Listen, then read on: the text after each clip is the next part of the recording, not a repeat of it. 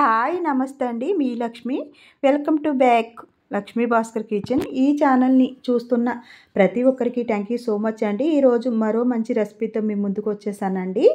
ఈరోజు కొత్తిమీర టమాటా పచ్చడి చేసి చూపిస్తానండి. ఇలా చేశారంటే చాలా టేస్టీగా ఉంటుందండి. రైస్లోకైనా, పూరి, చపాతీ, దోశ, బోండా, ఇడ్లీ ఇలా దేనిలోకైనా చాలా అంటే చాలా బాగుంటుందండి. ఇంకెందుకు ఆలస్యం, మనం కిచెన్లోకి వెళ్ళి ప్రాసెస్ అయితే చూసేద్దామండి.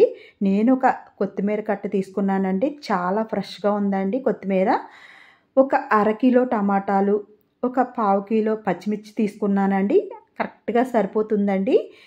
పచ్చిమిర్చి అయితే ఇలా ఒలిసేసానండి. తర్వాత మనం వేపుకునేటప్పుడు ముక్కలుగా చేసి వేసుకుంటే సరిపోతుంది. టమాటాలండి, ఇప్పుడు టమాటాకి ముచ్చికి ఇలా నల్లగా ఉన్న ముచ్చికంతా తీసేసి 4 ముక్కలుగా కట్ చేసుకోవాలండి. టమాటా తొందరగా మగ్గిపోతుంది కాబట్టి 4 ముక్కలు చేసుకుంటే సరిపోతుందండి. అలా మొత్తం నేను టమాటాలన్నీ కూడా ఇలా 4 ముక్కలుగా కట్ చేసేసానండి. పచ్చిమిర్చి, టమాటాలు ఇలా శుభ్రం చేసి పక్కన పెట్టేశానండి. ఇప్పుడు కొత్తిమీర అండి 2 అంగుళాలు కట్ చేసి తీసేస్తున్నానండి. ఏరులతో ఉన్న కాడలు ఉన్నాయి తీసేసానండి. ఉన్న కొత్తిమీర అంతా కూడా ఇలా ముక్కలుగా కట్ చేసేసానండి. దీన్ని ఒక చిల్లీలు బేషనీలో వేసి శుభ్రంగా ట్యాప్ కింద పెట్టి కడిగేసానండి. ఇసుక అయితే ఉంటుందండి కొత్తిమీరలో, శుభ్రంగా అయితే కడుక్కోవాలి. అందుకే కడిగేసి ఇలా చిల్లీలు బుట్టలో వాడేసేసానండి. స్టవ్ మీద ఒక ప్యాన్ పెట్టి ఒక స్పూన్ ఆయిల్ వేసానండి. ఆయిల్ వేడెక్కిన తర్వాత 2 గుప్పుళ్ళు పల్లీలండి. ఇవి పల్లీలు చక్క మీడియం ఫ్లేమ్లో పెట్టుకుని మంట గోల్డెన్ బ్రౌన్ కలర్ వచ్చేలాగా వేపేసుకోవాలండి. ఇలా వేగిన పల్లీలని నేనైతే ఒక బౌల్లోకి తీసేసుకున్నానండి. అదే పాన్లో పచ్చిమిర్చి కూడా వేసేసానండి. ఇలా ఇరుసుకుంటూ పచ్చిమిర్చి మొత్తం వేసేసి వీటిని కూడా లైట్గా పచ్చిమిర్చి వాడేంత వరకు మగ్గించాలండి ఆయిల్లోను. పచ్చిమిర్చి అయితే మగ్గిపోయాయండి. వీటిని కూడా ఒక బౌల్లోకి అయితే తీసేస్తున్నాను. అదే బౌల్లో నేను ఇంకొక స్పూన్ ఆయిల్ అయితే వేసానండి, ఇంకో గరిటి. ఇప్పుడు కట్ చేసుకున్న టమాటా ముక్కలన్నీ కూడా ఈ ఆయిల్లో వేసేస్తున్నానండి. టమాటా ముక్కలు తొందరగా మగ్గడానికైతే కొద్దిగా కల్లుప్పు వేస్తున్నానండి. అలాగే ఒక హాఫ్ స్పూను పసుపు వేస్తున్నానండి. 3 పిక్కల చింతపండు అండి. చింతపండు కూడా వేసుకోవాలండి, ఎందుకంటే కొంచెం సేదు వగరు ఉన్న ఇరుగుతుందనమాట. కొద్దిగా చింతపండు వేసుకోవాలి. ఒక్కసారి అటు ఇటు కలిపేసి నేనైతే మూత పెట్టేశానండి. మూత పెట్టిన తర్వాత మైమయంగా మూత తీసుకుంటూ కలుపుకోవాలండి, లేదంటే కొంచెం అడుగంటితే మాడాసన వస్తుందండి. అలా మైమయంగా కలుపుతూ నేనైతే మూత తీసానండి. చూడండి, టమాటా ముక్కలు అయితే మగ్గిపోయాయండి. ఇలా మగ్గితే టమాటా ముక్కలు సరిపోతుందండి. ఇప్పుడు కొత్తిమీర, శుభ్రం చేసుకున్న కొత్తిమీర అయితే టమాటా ముక్కల్లో వేసేస్తున్నానండి. కొత్తిమీర కూడా పెద్దంత ఏమీ మగ్గనవసరం లేదండి. కొద్దిగా ఒక 5 నిమిషాలు మగ్గితే సరిపోతుందండి. కొత్తిమీర అయితే ఇలా వేసేసి మూత అయితే పెట్టేస్తున్నానండి.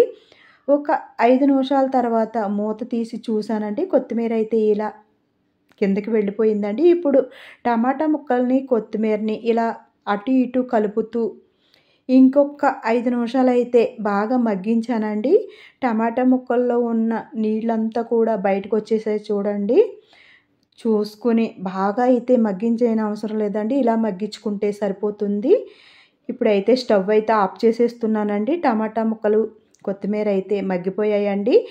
ఇప్పుడు స్టవ్ ఆఫ్ చేసి నేనైతే ఇందులో ఉన్న మిశ్రమాన్ని అంతా కూడా బాగా చల్లారనివ్వాలండి. పక్కన పెట్టేశాను.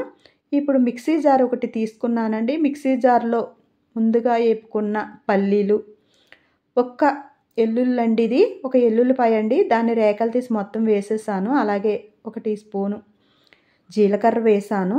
రుచికి సరిపడగా కల్లుప్పు వేస్తున్నానండి. ఇప్పుడు మూత పెట్టేసి ఒక్కసారి బ్లెండ్ చేసేసుకుందామండి.